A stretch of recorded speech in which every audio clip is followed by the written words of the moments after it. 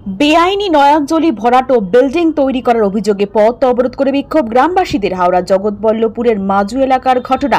স্থানীয়দের অভিযোগ, দীর্ঘদিন ধরে বেআইনিভাবে ভরাট হয়ে আসছে নয়াঞ্জলি এবং তার উপরে তৈরি হচ্ছে বড় বড় বিল্ডিং, যার কারণে সামান্য বৃষ্টি হলে এলাকায় হাঁটু সমান জল জমে যাচ্ছে। সেই জমা জল নামতে দীর্ঘদিন সময় লেগে যাচ্ছে। সমস্যায় পড়তে হচ্ছে এলাকার মানুষকে।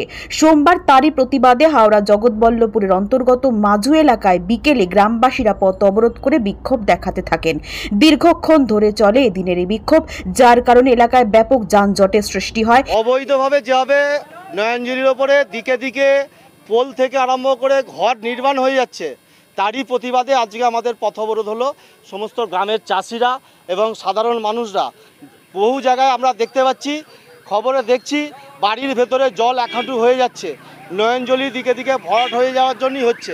আজকে সমস্ত এখানকার যারা গ্রামের মানুষ সকলেই এই অন্যায়ের প্রতিবাদ করলো, যাতে করে অবৈধভাবে কোনো রকমভাবে নয়াঞ্জলির ওপর ক্যালভার্ট না হয় বা ঘর না হয়।